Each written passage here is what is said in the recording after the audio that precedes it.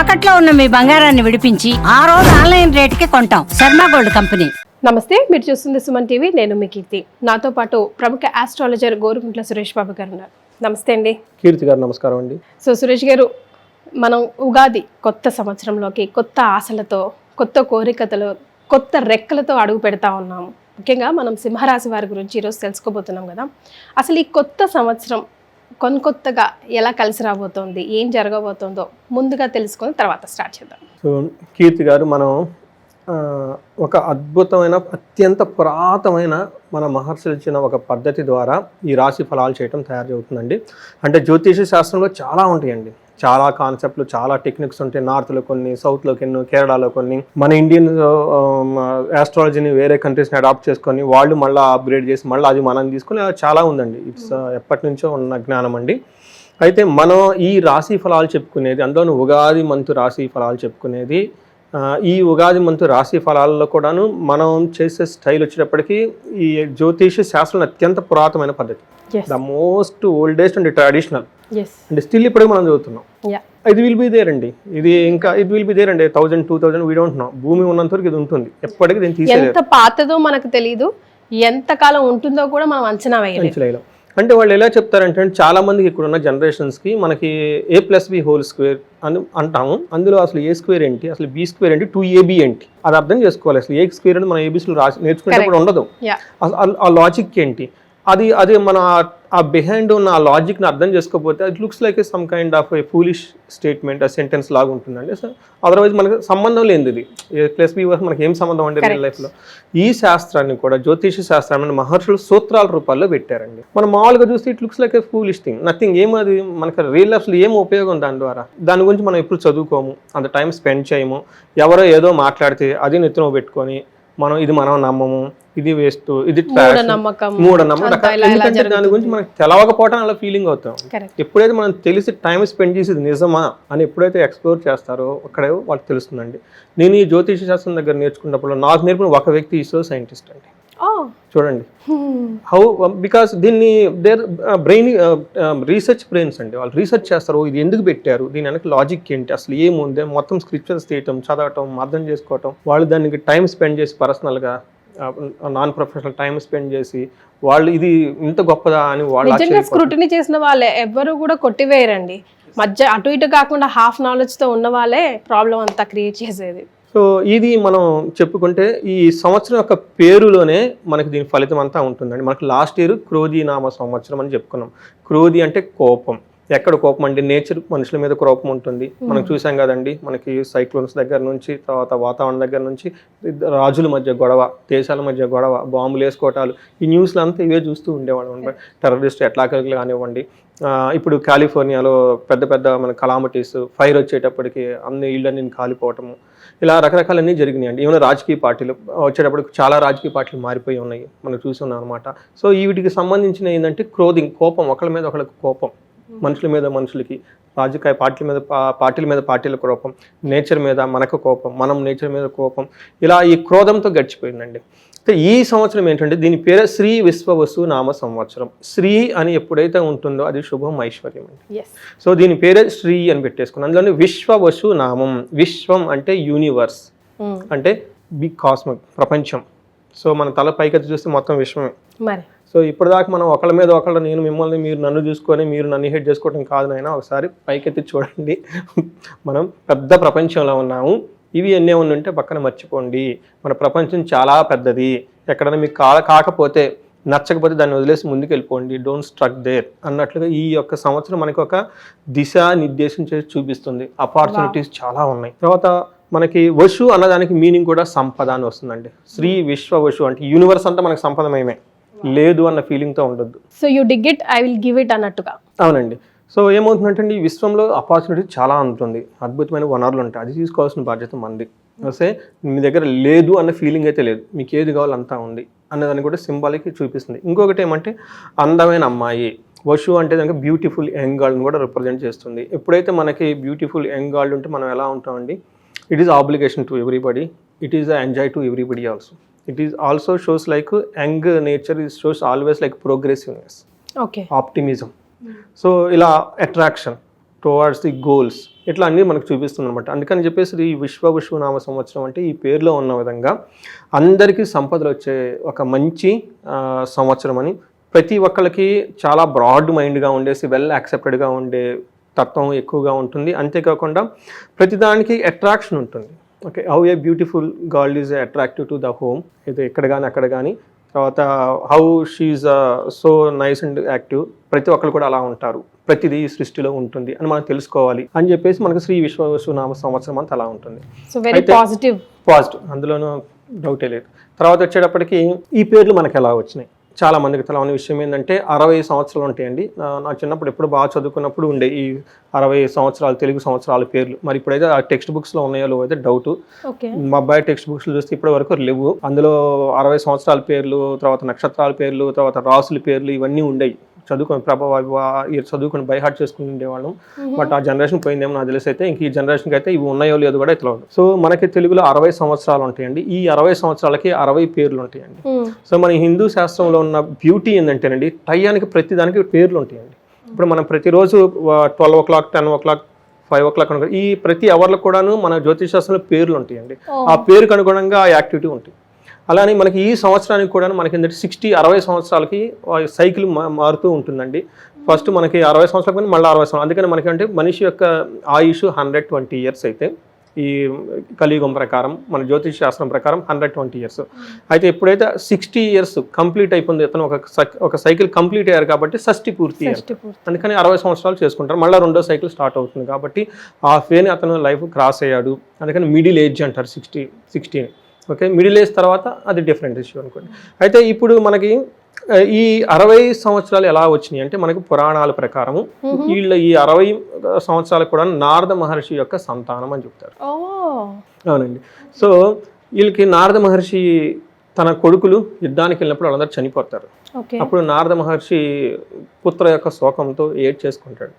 ఏంటి నాకు ఇలా చేసావు, ఎప్పుడు నారాయణ నారాయణ అని నేను చెప్పిస్తుంటాను కదా, నాకేంటికి పుత్ర శోకం అనగానే అప్పుడు ఆయన విష్ణుమూర్తి వచ్చేసి సృష్టి స్థితి లయ, మనకి విష్ణుమూర్తి అనగానే స్థితి ఉన్నదాన్ని కాపాడుకుంటూ ఉంటాడు, దీన్ని సస్టైన్ చేస్తూ ఉంటారు. కాబట్టి ఈ సృష్టి సస్టైన్ అవటానికి కాబట్టి టైంలో చాలా ఇంపార్టెంట్. కాబట్టి మీ యొక్క కుమారులు మళ్ళా బతికి వీళ్ళు 60 సంవత్సరాలుగా ఈ సృష్టిని సైకిల్ నడిపిస్తూ ఉంటారు.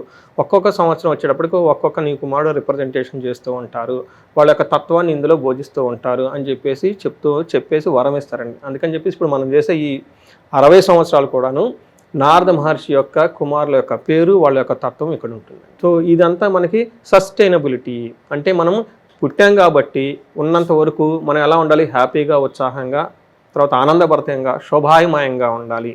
సో బాధపడుతూ ఉండకూడదు అన్న ఒక తత్వాన్ని కూడా ఇందులో పెట్టారండి.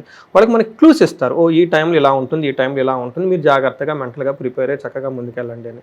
ఇది అంతా మనకి పురాణాల్లో చెప్పిన రహస్యం. సో ఇది అంతా ఇంత మహత్తరమైన ఒక నాలెడ్జ్ని మీ ముఖంగా ఓకే ఈ సుమన్ టీవీ వెన్యూ మనకి ఇచ్చినందుకు ఇది ఒక అదృష్టంగా నేను భావిస్తున్నాను. అలానే చూసే వాళ్ళకు కూడాను అష్టైశ్వర్యాలు కలగాలని ఈ పేరులో శ్రీ విశ్వనామ సంవత్సరం ఆ పేరుకు తగ్గ వాళ్ళ ఇంట్లో కూడా ఐశ్వర్యం నిండుకొని ఉండాలని చెప్పేసి కోరుకుంటూ మనం ముందుకెళ్దామండి. వెరీ వెల్ స్టార్టెడ్ అండి. Thank you so much. And it's our blessings మీ ముఖంగా మేమందరం తెలుసుకోవడం కూడా. సో సింహరాశి వారికి శ్రీ విశ్వనామ సంవత్సరంలో ఎలా ఉండబోతుందండి? సో మనం సింహరాశి కనుక చూసుకుంటే శ్రీ విశ్వనామ సంవత్సరంలో వాళ్ళకి ఫస్ట్ నూతన ఉగాది సంవత్సరం శుభాకాంక్షలు చెప్పుకుందాం. ఈ పేరుకు తగిన విధంగా వాళ్ళ ఇంట్లో కూడా ధనము, ధాన్యము, ఐశ్వర్యం నిండుగా ఉండాలని చెప్పేసి మనం కోరుకుంటూ వీళ్ళకి సింహరాశి వారికి ఎలా ఉందో చూద్దాం.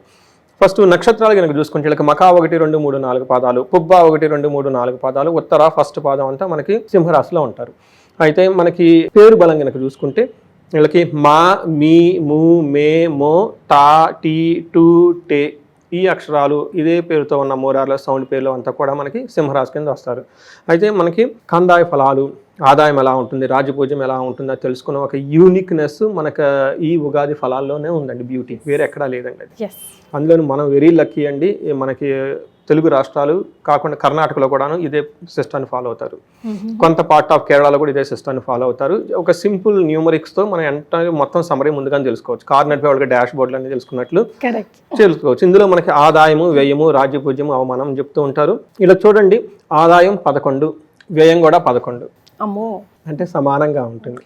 ఓకే, ఎంత వస్తుంది అంత ఖర్చు అయిపోతుంది, ఎక్కువగా మేల్చడానికి సేవింగ్స్ నో సేవింగ్స్ అన్నట్లు ఉంటుంది. నెక్స్ట్ చూడండి రాజీపూచి 3 అవమానం 6. అమ్మో మనం పెద్ద ప్లేసే తీసుకుంది. పెద్ద ప్లేస్ తీసుకుంది అంటే 9 మంది వీళ్ళ చుట్టూ ఉంటే 3 మాత్రం వీళ్ళకి సపోర్ట్ చేస్తారు, మిగతా 6గురిని వదిలిపెట్టి వెళ్ళిపోతారు. విమర్శించి పోతూ ఉంటారు, అవమానించి పోతూ ఉంటారు. అవమానించే వాళ్ళ దగ్గర మీరెందుకు ఉంటారు? ఒకటి వాళ్ళని వెళ్ళిపోవాలి, రెండోది మీరన్నా పోవాలి. అసలే సింహరాశి వాళ్ళు. సింహరాశి వాళ్ళు కరెక్ట్. సింహరాశి వాళ్ళకి అన్నట్టు ఆ గాంభీర్యం అది ఉంటుంది. పోతావా ఇల్లు, ఇంకా నచ్చలేదా నేను వెళ్ళిపోతాను, అక్కడ ఉండేది చేసేది అయితే వీళ్ళకి తత్వానికి పడదు అసలు అది. సో వీళ్ళకి ఇది చూసిపోతుందండి. అయితే ఈ సింహరాశి వాళ్ళకి ఇంకొక ముక్క కూడా తర్వాత చెప్తాను. అయితే ముందు వీళ్ళకి ప్లానెట్ పొజిషన్ చూద్దాం. ఈ సింహరాశికి సంచారం వాళ్ళకి వీళ్ళకి మీనంలో వచ్చేటప్పటికి ఉగాది పండుగ నుంచి శని ఉన్నారండి. గురుడు వచ్చేటప్పటికి మిథున రాశిలో మే 14 నుంచి మే 18వ తారీఖున రాహు కేతులు కూడా కుంభరాశిలోకి, వీళ్ళకి సింహరాశులకు కేతు ఎంటర్ అవుతున్నాడు. అంటే వీళ్ళ రాశిలోకి కేతు వస్తున్నారండి. ఎదురుగా వచ్చేటప్పటికి రాహు ఉంటూ ఉన్నారనమాట. ఈ యొక్క ప్లానెటరీ కాంబినేషన్ ఇక మేజర్ యొక్క గ్రహస్థితిని కనుక చూసుకుంటే మనకి వెరీ సింపుల్గా చెప్పుకోవాలంటే దీన్ని లఘు గోచారం అని కూడా చెప్తూ ఉంటారు. వెరీ సింపుల్గా 3 మొక్కల్లో చేసే ఎందుకు సుత్తొద్దని చెప్తూ ఉంటారు కొంతమంది వీడియో ఎక్కువ చూడరు. ఈ ఒక్క నిమిషం అయిపోయిన తర్వాత వీడియో కట్ చేసేసుకోవచ్చు అని చెప్తున్నాను అనమాట.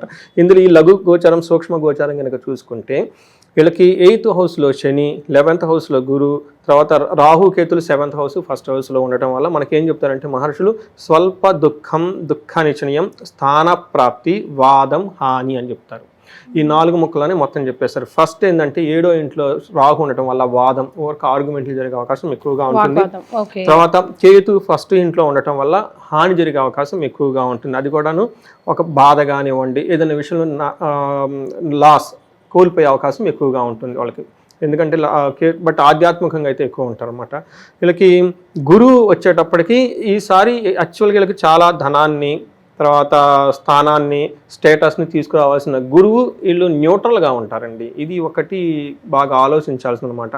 జనరల్గా 11th హౌస్లోకి రాహు చాలా బాగా యోగ్యతనిస్తుంది, కానీ వీళ్ళకి వేద అన్న కాన్సెప్ట్ ఉండటం వల్ల గురువు తటస్థంగా ఉంటారండి. గురువు వీళ్ళకి ఇవ్వాల్సిన మంచి రిజల్ట్స్ ఇవ్వలేకపోతారు. శని బాధ పెడుతూ ఉంటారు, రాహుకేతులు కూడా బాధ పెడుతూ ఉంటారు. చాలా జాగ్రత్తగా ఉండవాలి సింహరాశి వాళ్ళు. సింహంలాగా దేనికి చిన్న ఏదో తాటాకు చెప్పలకు భయపడినట్టుగా చాలా స్ట్రాంగ్గా ఉండాలి. వాళ్ళ చుట్టూ ఏం జరుగుతున్నా కానీ గమనించుకోకుండా స్థిరంగా ఉండాల్సిన మాసం ఇది.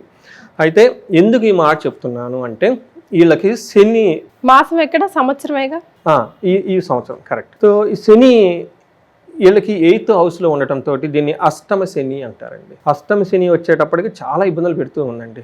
సో ఈ రాశి వాళ్ళకి ఒక రీసెర్చ్ చేయమని చెప్పేసి అడుగుతున్నాను. మీరు కర్కాటక రాశి వాళ్ళని, మీ చుట్టూ ఉన్న వాళ్ళని ఒక 6గురినో 7గురినో 8 మందినో 9 మందినో ఒక ఇంటర్వ్యూ లాగా చేయండి. లాస్ట్ 2.5 years వాళ్ళకు కూడాను అష్టమ శని ఉంది. అయితే ఇప్పుడు అష్టమ శని వెళ్ళిపోతుంది, వాళ్ళకి హ్యాపీ డేస్ రాబోతున్నాయి. అయితే ఆ శని వీళ్ళకి పట్టుకోబోతుంది. సింహరాశి వాళ్ళకి అష్టమ శని పట్టుకోబోతుంది. మరి ప్రాక్టికల్ గా మనం కొన్నిసార్లు నమ్మం కదండి.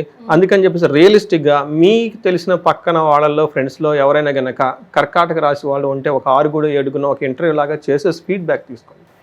తీసేసుకొని ఇందులో పోస్ట్ చేయమనండి. మన ఫీడ్బ్యాక్ ఎలా ఉంటుందో చూద్దాం. మనం నిన్ననే చెప్పుకున్నాం కర్కాటక రాశి వాళ్ళకి ఎలా ఉంది. సో కర్కాటక రాశి వారికి ఇదివరకు చెప్పింది కంపేర్ చేసుకుంటే మీకు ఒక నమ్మకం కుదురుతుంది. ఆ తర్వాత సురేష్ బాబు గారు ఇప్పుడు ఇక్కడ ఎలా చెప్పింది మీకు ఎంతవరకు అప్లికబుల్ అవుతుందో మీకే అర్థమైపోతుంది. మీరు part of the research. Younger generation కి మనకు తెలుస్తుంది కదా, మన మహర్షులు మనకి ఎందుకు ఇచ్చారు, ఇప్పుడు ఇది ఉంది కాబట్టి జాగ్రత్తగా ఉండండి, ఇన్వెస్ట్మెంట్ చేయొద్దు, ఎవరిని పడితే వాళ్ళని నమ్మొద్దు, ఆకాశంలో ఎగిరిపోవద్దు, భూమి మీద ఉండండి, రిస్కీ పనులు చేయొద్దు, ఆధ్యాత్మికంగా ఉండండి అని చెప్తున్నాం అనమాట. ఇదే చెప్తా ఉంటాం. రెమెడీస్ అదే ఉంటుంది.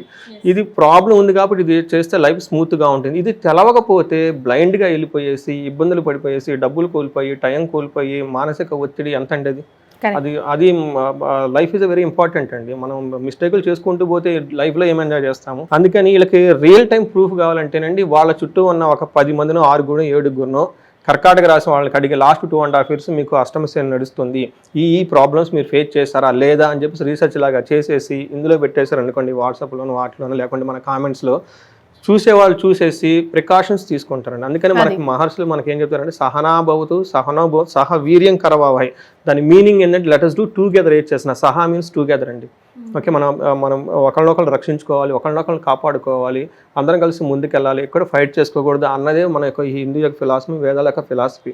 మీ ఎక్స్పీరియన్స్ వాళ్ళకి షేర్ చేయండి. కరెక్ట్, మీ ఎక్స్పీరియన్స్ వాళ్ళకి మీ అనుభవాలు వాళ్ళని ఆ అనుభవం నుంచి దాటేసేలా చేస్తాయి. ఎగ్జాక్ట్లీ అది అదే ఎంత కదా పుణ్యం అండి వాళ్ళకి, 100%. చాలా పుణ్యం కదండి.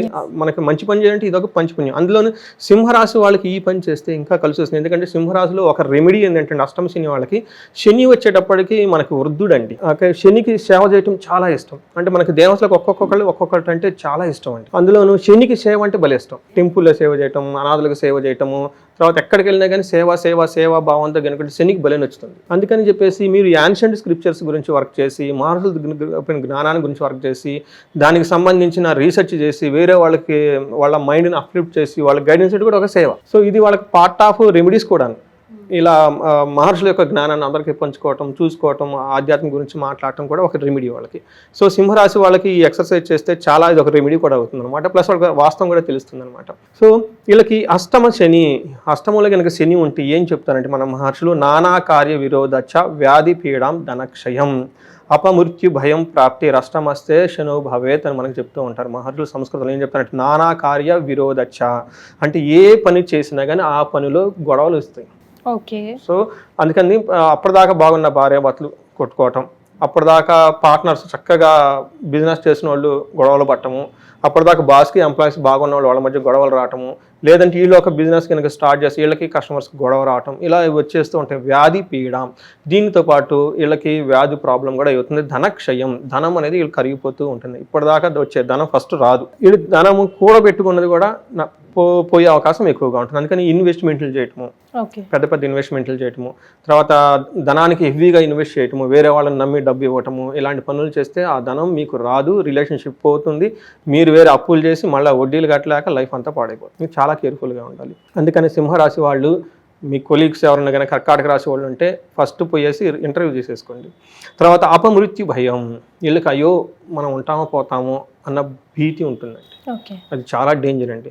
ఏదో ఒక హెల్త్ ప్రాబ్లం వస్తుంది, మన మైండ్ పర్సెప్షన్స్తో మారిపోతుందండి లైఫ్లో. మా లైఫ్ ఎంత అంటే చాలా స్మాల్ కదండి. ఏదన్నా నైట్ పూట జరిగితే ఉదయానికి లేస్తే ప్రపంచం కొత్తగా ఉంటుందండి. అందుకని ఇలా భయపడే అవకాశం ఎక్కువగా ఉంటుంది. కాబట్టి ఈ విషయంలో చాలా కేర్ఫుల్గా ఉండాలి. అంతేకాకుండా వీళ్ళకి 10th హౌస్లో 5th హౌస్లో శని దృష్టి కూడా ఉండటంతో గెయిన్ లెస్, ఏదైనా కనుక పని మనం సంపాదించుకుందాం 10 రూపాయలు అని మనం ట్రై చేస్తే అందులో మనకు ఆదాయం రాదు. లేబర్ చాలా హార్డ్ వర్క్ చేయాల్సి వస్తుంది. నేను ఎక్కువ మందికి ఇదే చెప్తున్నాను. అంతకుముందు ఒక ఫోన్ కాల్తో అయ్యే పని ఆ ఫోన్ కాల్ ఎత్తరు మీది. రెండోది మీరు 10 సార్లు వాళ్ళ చుట్టూ ప్రదక్షిణాలు చేస్తే కానీ పని అవుతుంది. మీకేంటి ఇప్పుడు దాకా నాకు వాళ్ళ దగ్గరికి ఎందుకు పోవాలి, ఈ టైప్ డిగ్నిటీ అదంతా వదిలేసుకోవటం. ఇంకా పని కావాలంటే పని మీద కాన్సన్ట్రేట్ చేయటం, ఎదుటి వాళ్ళు ఏంటి పని అవుతుందా లేదన్నది మాత్రమే ఫోకస్ చేసుకోవాలి. అంతేకాకుండా మనీ లాస్ ఆఫ్ ఎంప్లాయ్మెంట్, ఈ టైంలో వీళ్ళు జాబుని కోల్పోవటము, లేదంటే జాబ్ చేంజ్ అవ్వటం, సంథింగ్ అనేది నెగిటివ్గా అయితే జరుగుతూ ఉంటుంది. అంతేకాకుండా 5th హౌస్లో దృష్టి ఉండటం, తర్వాత లవ్ ఫెయిల్యూర్ లాంటివి, రొమాన్స్ ఫెయిల్యూర్ లాంటివి కూడా అవకాశం ఎక్కువగా ఉంటుంది. తర్వాత పిల్లలకు కూడా హెల్త్ కాంప్లికేషన్స్ వచ్చే అవకాశం ఎక్కువగా ఉంటుంది. అష్టమ శని అంటే ఏంటంటే అష్ట కష్టాలు అంటారు. అష్ట కష్టాలు అంటే ఏంటంటే ధనం పోవటం, తర్వాత మానవమానం పోవటం, హెల్త్ పోవటం, తర్వాత ఎవరిని మాట వినకుండా ఉండటం, అన్ని కష్టాలు అనమాట. అన్ని ఎమోషన్స్ మీ మీద బ్లేమ్స్. నేను శ్రీరామచంద్రుని మంచివాడు అనుకో, నాకు తెలుసు అది, బట్ చూసేవాళ్ళు ఎన్ని పనులు చేసి వస్తున్నాడు బాబు అనుకుంటారు. అంతే కదండి. మనకి అవమానం అంటే అంతే కదా. నువ్వు ఎక్కడ దొంగతనం చేసుకొచ్చావు, ఎక్కడ చూసి వచ్చావు, ఇంకా రకరకాలు వచ్చేస్తాయండి. రకరకాల ఆలోచనలు వచ్చేస్తాయి. కష్టపడి తన ఏదో సంపాదించుకుంటే ఏ పాడి పని సంపాదించాడు అనుకుంటారు. అలాంటివన్నీ అది మనకేమంటారు అవమానాలు అనమాట. ఇవన్నీ శని ఉండటం వల్ల వచ్చే అవకాశం చాలా ఎక్కువగా ఉంది. కాబట్టి వీళ్ళు రెమెడీస్ చాలా చక్కగా చేసుకొని ఫస్ట్ ఇది తెలుసుకోవాలి, ఇలా ఉంటుంది అని తెలుసుకోవటం ఒక పెద్ద రెమెడీ. మనకి జ్యోతిష శాస్త్రంలో పంచాంగ శ్రవణము, తర్వాత ఇది వింటమే ఒక రెమెడీ అండి. గుళ్ళలో చెప్తారు ఇది పవిత్రమైనది. ఇది మనకి ఉగాది పండుగని టెంపుల్స్లో చెప్పుకుంటాం. ఎందుకంటే ఇది దైవ జ్ఞానం అండి, మహర్షులు ఇచ్చిన జ్ఞానం. మహర్షులు బ్రహ్మ దగ్గర నుంచి డైరెక్ట్గా తీసుకుని మహర్షులు మనకి ఇచ్చారు. మనం హ్యాపీగా ఉండటం గురించి క్లూస్ ఇస్తున్నారు వాళ్ళు. వాటిని ఫాలో అవుతూ మనం జాగ్రత్తగా రెమెడీ చేసుకుంటే హ్యాపీగా ఉండొచ్చు. అట్లీస్ట్ తెలుసుకోవాలి. తర్వాత వీళ్ళకి గురువు కూడాను యాక్చువల్గా 11th హౌస్లో ఉండి చాలామంది మిస్టేక్ చేసుకుంటారు. 11th హౌస్లో గురువు చాలా లాభప్రదంగా ఉంటుందని. కానీ ఈసారి గురువు వీళ్ళకి 11th హౌస్లో ఉన్న సరైన రిజల్ట్ ఇవ్వరండి. యాక్చువల్గా అయితే గురువు వీళ్ళకి వంశాభివృద్ధిని, తర్వాత స్వతంత్రాన్ని, విజయాన్ని, శత్రువుల మీద గెలవటాన్ని, మంత్రసిద్ధిని, ఇవన్నీ గురువు యాక్చువల్గా ఇవ్వాలి వీళ్ళకి. కానీ వేద ఉండటం వల్ల గురువు తటస్థమయంగా ఉంటారు, అవన్నీ ఇవ్వరు అనమాట. అవన్నీ బ్లాక్ అయిపోయి ఉంటాయి. అందుకని వాళ్ళకి గురువు రావాల్సిన ఫలితం అయితే రాదు. కానీ 3వ ఇంటి 7వ ఇంట్లో వల్ల కొంచెం దృష్టి ఉండటం వల్ల ఈ టైంలో వీళ్ళకి బ్రదర్స్ దగ్గర నుంచి మంచి హెల్ప్ వచ్చే అవకాశం ఎక్కువగా ఉంటుంది. తర్వాత మ్యారేజ్ కానీ వాళ్ళకి మ్యారేజ్ అయ్యే అవకాశాలు ఎక్కువగా ఉండే అవకాశం ఎక్కువగా ఉందండి. ఇది వచ్చేటప్పటికి గురువు వల్ల వీళ్ళకి వచ్చే మనకి రిజల్ట్ అని చెప్పుకోవాలి. అయితే 7వ ఇంట్లో రాహు కూడా ఉండటం వల్ల ఏమవుతుందంటే అండి, ఇది కూడా మనకి అంత అనుకూలమైన టైం కాదు, కొంచెం కేర్ఫుల్గా ఉండాలి. రాహు కూడాను 7వ ఇంట్లో ఉండటం వల్ల గొడవలు అయ్యే అవకాశం ఎక్కువగా ఉంటుంది. మనకి మహర్షులు ఏం చెప్తారంటే సర్వధన ఫలం స్వల్పం, సర్వధాన్య ఫలం స్వల్పం. మనం ఏదైనా కనుక పర్టికులర్గా రైతులు కనుక ఏదైనా పంటలు కనుక పండిస్తూ ఉండే వాళ్ళకి ఆదాయం చాలా చాలా స్వల్పంగా వస్తుంది. బాగా హార్డ్ వర్క్ చేసినా కానీ ఆదాయము కొంచెం కొంచెం వస్తుంది అనమాట. అందుకని చెప్పేసి మన ఎక్స్పెక్టేషన్స్ అది విధంగా తగిన విధంగా రిజల్ట్ రాకుండా ఉండే అవకాశం ఎక్కువగా ఉంటుంది. ఎవరైనా ప్రమోషన్స్ని ఎక్స్పెక్ట్ చేసుకుంటారు, జాబ్ చేంజ్ అయితే శాలరీ ఎక్స్పెక్ట్ చేసుకుంటూ ఉంటారు, మనకి హెచ్ఆర్ఓలు హైక్స్ అవన్నీ ఇస్తూ ఉంటారు, పెర్ఫార్మెన్స్ అప్రైజల్స్ ఇవంతా. వాటిలో ఎక్స్పెక్ట్ చేసిన దానికంటే చాలా చాలా తక్కువగా వచ్చేసింది. ఏంటి మనం జాబ్ వదిలిపెట్టి వెళ్ళిపోదామా, ఎంత కష్టపడ్డాను, ఇదేంటి కొంచెం హైక్ ఇచ్చారు, ఈ టైప్ డిస్సాటిస్ఫాక్షన్ వచ్చే అవకాశం ఎక్కువగా ఉంటుంది. అంతేకాకుండా గమనం వృధా. వీళ్ళకి ఈ టైంలో ఎక్కువగా బాగా తిరుగుతానండి. ఇందాక నేను చెప్పాను, ఇంతకుముందు ఒక ఫోన్ కాల్తో అయ్యే పని ఫోన్ ఎత్తరు, వీళ్ళు 10 times తిరిగితేనే పని అవుతుంది. అందుకని చెప్పేసి గమనం వృధా. వీళ్ళు కనుక ట్రావెల్స్ చేసినా తిరిగినా ఏది చేసినా కానీ అదంతా వేస్ట్ అయిపోతుంది, రిజల్ట్ రాదు, ఫ్రస్ట్రేషన్స్తో ఉంటారు. అంతేకాకుండా కరపాదాంగుళై కుష్టి అని చెప్పేసి కొంచెం కాళ్ళకు కానీ చేతులకు కానీ కొంచెం చర్మ వ్యాధులు అవన్నీ వచ్చే అవకాశం ఎక్కువగా ఉంటుంది. ఇరిటేషన్లు ఇట్లాంటివి డెవలప్ చేసుకునే అవకాశం ఎక్కువగా ఉంటుంది. ఇదంతా రాహుకి మనకి 3 గ్రహాలు ఈ ముందు శ్రీ విశ్వవసునామ సంవత్సరంలో సింహరాశి వారికి ప్లానెట్స్ ఇచ్చే క్లూస్ అండి. మరి నక్షత్రాల ప్రకారం అయినా కొంచెమైనా ఉపశమనం ఉందా? నక్షత్రం ప్రకారం మనం చూసుకుంటే ఇందులో మక, పుబ్బ, ఉత్తర 3 నక్షత్రాలు ఉంటాయండి. ఇందులో మనకు మక నక్షత్రం కనుక చూసుకుంటే వీళ్ళకి ఫస్ట్ 3 విషయాల్లో చాలా బాగుంది, ఒక విషయంలో కేర్ఫుల్గా ఉండాలి. ఫస్ట్ ఏ విషయంలో బాగుంటుందంటే వీళ్ళకి రాజసమాన సౌఖ్యము, చక్కగా లగ్జరీకి సంబంధించిన విషయాల్లో ఎక్కడ కాంప్రమైజ్ అవ్వరు, బాగా ఎంజాయ్ చేసేస్తారు. ఆ ప్రాబ్లమ్స్ ఉన్నా కానీ సింహరాశి కదండి, సింహం ఎప్పుడు కింగే కాబట్టి రాజసమాన సౌఖ్యం, దాన్ని మాత్రం ఎక్కడ వీళ్ళు తగ్గరు. తర్వాత పట్టాభిషేకం, మంచి ఈ టైంలో హైలీ రెస్పాన్సిబిలిటీస్ ఉన్న పొజిషన్లు కానివ్వండి, ప్రమోషన్స్ కూడా వచ్చేస్తూ ఉంటాయి. ఇవి 2 పాజిటివ్ అయితే. నెగటివ్ ఎక్కడ ఉంటుందంటే ధన నష్టం. కొంచెం మీకు మొదటి నుంచి చెప్పుకుంటున్నా, ఫైనాన్షియల్ రూపాయి తీస్తే బయటకు వెళ్ళిపోతుందండి, ఇంకంతే మొత్తం లాక్ చేసి లోన పెట్టేసుకోవాలి. ఇంకా వీలైతే గిబ్బులు అంతా ఎవరికైనా ఉంటే మిసెస్ కానీ ఎవరికైనా పెట్టేసుకుంటే, లేదంటే ఎవరికైనా ఇచ్చేసుకుంటే, డబ్బు లేదు బాబు నేను నా దగ్గర అన్నట్లు కూర్చుంటే ఇంకా మంచిది. డబ్బు పోతుంది ప్లస్ అవమానాలు కూడా వచ్చేస్తాయి. ఇంకా ధన నష్టం.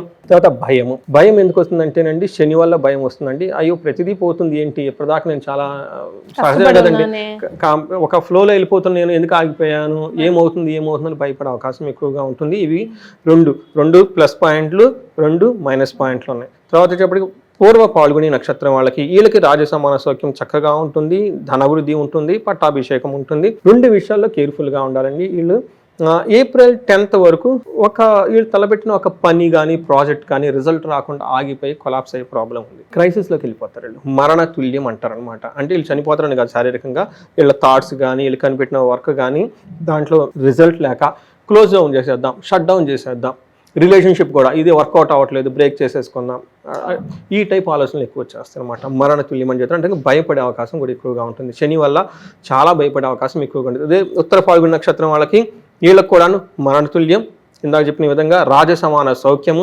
ధనలాభము, ధనవృద్ధి, పట్టాభిషేకం చాలా బాగుంది. వీళ్ళకి నిరోగము, హెల్త్ ఎక్కువ విషయంలో కూడా చాలా బాగుండే అవకాశం ఎక్కువగా ఉంది. 2 విషయాలు చాలా కేర్ఫుల్గా ఉండాలి, భయపడుతూ ఉంటారు ఫ్యూచర్ ఎలా ఉంటుందో. రెండోది వచ్చేటప్పటికి జూన్ 14th వరకు వీళ్ళు తలపెట్టిన ప్రోగ్రామ్ కానీ ప్రాజెక్ట్ కానీ అందులో రిజల్ట్ రాక దాన్ని క్లోజ్ చేయటం కానివ్వండి, బ్రేక్ చేసుకోవటం కానివ్వండి, రిలేషన్షిప్స్ ఇవన్నీ చేసే అవకాశాలు ఎక్కువగా ఉంటాయండి. రైట్. సో మరి వీళ్ళకి ఏం రెమెడీస్ సూచిస్తారండి? వీళ్ళకి లిస్ట్ ఆఫ్ రెమెడీస్ చాలా చేయాలండి. ఫస్ట్ వీళ్ళకి అష్టమ శని బాగా ఇబ్బంది పెడుతుంది, ఇది తెలుసుకోవటమే ఫస్ట్ రెమెడీ. రెండోది ఎందుకు శని బ్రాడ్గా చూస్తే ఎలా ప్రాబ్లమ్స్ క్రియేట్ చేస్తారంటే 2 ప్రాబ్లమ్. శని అనే దానికి సాంస్క్రిట్ ఇంగ్లీష్ మీనింగ్ ట్రాన్స్లేట్ చేస్తే లేట్, LATE, లేట్ అంటే ప్రతిదీ లేట్ అవుతుంది, డబ్బు రావటం లేట్ అవుతుంది. అంతకుముందు 10 daysకి వచ్చేది 40 daysకి వస్తుంది. తర్వాత పెళ్ళి లేట్గా అవుతుంది, తర్వాత ప్రాఫిట్స్ లేట్గా వస్తుంది, సేల్స్ లేట్గా వస్తుంది, అన్నీ లేటు. వీళ్ళేమనుకుంటారంటే నా ముందు ఉన్న వాళ్ళు అంతా నాకంటే పక్కన వాళ్ళంతా బాగా వెళ్ళిపోతున్నారు, నేను ఇక్కడ ఆగిపోయాను, ఏమవుతుంది ఏంటి అర్థం కాదు. అప్పటిదాకా 10 daysకి వచ్చే టర్న్ ఓవర్ 40 daysకి రావటం, కాస్ట్ పెరిగిపోవటం, టైం ఎక్కువ అవటం, ల్యాప్స్ అవటం, ఇది అవుతూ ఉంటుందండి. ఇది గమనించుకోవటమే ఫస్ట్ రెమెడీ. రెండోది వీళ్ళకి శని మనకి మంత్రం Hanuman Chalisa is the best remedy. Okay. అందరికి మనకు దొరుకుతుంది. రెండోది ఆంజనేయ స్వామి గుడికి ప్రతి శనివారం కంపల్సరిగా వెళ్తూ ఉండాలి. తర్వాత శని త్రయోదశి రోజున మనకి శనికి వాళ్ళ స్వహస్తాలు అని ఇప్పుడు వాళ్ళ స్వహస్తాలు చేయమని చెప్తానండి. ఏది చేసినా పూజ కానీ జపం చేసినా మంత్రం చేసినా కానీ దాని యొక్క పవర్ చాలా ఎక్కువగా ఉంటుందండి. తర్వాత వీళ్ళు కనుక శని త్రయోదశిన శనికి మూర్తికి తైలాభిషేకం కనుక చేస్తే అది చాలా పవర్ఫుల్గా ఉంటుంది. తర్వాత తిరుపతి వాళ్ళు కనుక వెళితే నేను ఎక్కువ నడిచి వెళ్ళమని చెప్తూ ఉంటానండి. ఎందుకంటే ఆధ్యాత్మికంగా మనకి శనికి ఫిజికల్గా కష్టపడటం అంటే చాలా నచ్చుతుంది. అలా నడిచి కనుక ఎక్కేసి తిరుపతిలో ఒక రోజు నైట్ స్టే చేసి మళ్ళీ చక్కగా మళ్ళీ నడుచుకుంటే దిగు కనుక వచ్చేసి ఆధ్యాత్మికంగా ఉంటే చాలా బాగుంటుంది. ఇంకొకటి శని పిప్పలాద స్తోత్రం అని ఉంటుంది. అది చిన్నది 4-5 లైన్లే ఉంటుందండి, మనకి నెట్లో దొరుకుతుంది. ఇది తీసుకొని సూర్యాస్తమం సూర్యోదయం ఈ 2 టైంలో కనుక భక్తిగా చదివితే శని పెట్టే బాధలు ఆల్మోస్ట్ వీళ్ళకి 70% ఉపశమనం వస్తుందండి. అంటే 100% రాదు, ఎందుకంటే శనికి వరం ఉంది. ఈవెన్ శివుని కూడాను కైలాసం నుంచి తీసుకొచ్చి చెట్టు త్వరలో కూర్చోబెడతాడండి. అందుకని శని బాధలు ఎవరికి పోవండి, ఎట్లాంటి వాళ్ళైనా సరే అనుభవించాల్సిందే. ఎందుకంటే నాకు కాల్స్ వస్తాయండి కొంతమంది, మనం ఏమనుకుంటాము వీళ్ళు పెద్ద పొలిటీషియన్లు, సి లెవెల్ ఎగ్జిక్యూటివ్స్, సిఇఓస్ చూడంగానే చాలా పెద్ద ఇవన్నీ ఉంటాయి, రాజయోగాలు ఇవన్నీ ఉంటాయి. చూస్తే అష్టమ శని ఉంటుంది. మనం ఏమనుకుంటాం వాళ్ళ ప్రాబ్లమ్స్ లేవనుకుంటామండి, కానీ యాక్చువల్గా ఇవి ఉంటాయి కూడా. ఇవే ప్రాబ్లమ్స్ వాళ్ళకి. ప్రాబ్లమ్స్ ఈ స్టేట్మెంట్లు సేమే, వాళ్ళ హైయర్ లెవెల్లో ఉంటాయి, వీళ్ళకి లో లెవెల్లో ఉంటాయి, అంతే. కానీ ఉంటాయి. అందుకని చెప్పి శనికి ఇవి చేసుకుంటూ ఉంటే ఉపశమనం 70% వస్తాయండి. 30% మాత్రం ఖచ్చితంగా అనుభవించి తీరాల్సిందే. దానికి కూడా మీరు మెంటల్గా ప్రిపేర్ అయి ఉంటే శని అయితే ఎప్పుడు సేవ ఎక్కువ చేయాలండి. సేవ సేవ సేవ. ఇవి వచ్చే 2.5 years ఎంత సేవ్ చేస్తే మీకు అంత ఫ్యూచర్లో మొత్తం తిరిగి రిటర్న్ వచ్చేస్తుందండి. తర్వాత గురువుకి సంబంధించి ఇలా న్యూట్రల్గా ఉన్నారు కాబట్టి స్టూడెంట్స్ కానివ్వండి, బ్యాంక్ ఎంప్లాయీస్ కానివ్వండి, తర్వాత ఆధ్యాత్మికంగా ఉన్న వాళ్ళు కానివ్వండి, వీళ్ళు కనుక మనకి కోటప్పకొండ దగ్గర దక్షిణామూర్తి అవతారంలో గుంటూరు దగ్గర కోటప్పకొండ అండి, అక్కడ కనుక విజిట్ చేసుకొని అక్కడ కనుక టైం స్పెండ్ చేసి కనుక అక్కడ పీరియాడికల్గా వెళ్తూ ఉంటే కనుక, లేదంటే అక్కడ మనకి హోమం ఒకటి చేస్తారు బృహస్పతికి సంబంధించిన గురువారం సామూహికంగా. అందులో చాలా తక్కువ రేట్ కూడా దేవస్థానం వాళ్ళు మంచి ఫెసిలిటీ ఇచ్చారు. అది కనుక చేసుకుంటూ ఉంటే ఆ గురువుకి సంబంధించిన దోషం అంతా పోతుందండి. వీళ్ళకి రాహు కూడా అంత అనుకూలంగా లేరండి. 7th హౌస్లో ఉండటం వల్ల వీళ్ళకి ఓం దుమ్ దుర్గా అని మంత్రాన్ని చదువుకోవటం ఎక్కువ సార్లు. విజయవాడ కనక దుర్గమ్మ మనకు ఉన్నారనమాట. మనకి ఆంధ్రలో వాళ్ళకి తెలుగు రాష్ట్రాల వాళ్ళకి ఇచ్చిన మహా అదృష్టం ఏమంటే గొప్ప పుణ్యక్షేత్రాలు ఇక్కడే ఉండటం అనమాట. ఇక్కడ తెలుగు వాళ్ళు కష్టపడకూడదని చెప్పేసి ఇచ్చారండి. అట్లీస్ట్ మనం అవి యూటిలైజ్ చేసుకోవాలండి. వాటికి వెళ్ళిపోయేసి దర్శనం చేసుకుని వచ్చేది కనుక ఇవన్నీ చేస్తే చాలా వరకు ఉపశమనం వస్తుందండి. అద్భుతంగా ఉంటారు. వెరీ నైస్ అండి. మరి కొత్త సంవత్సరంలో సింహరాశి వారికి ఎలా ఉండాలని ఒక దిశానిర్దేశం సూచించారు. చాలా సంతోషం సురేష్ గారు, ధన్యవాదాలు. ధన్యవాదాలు.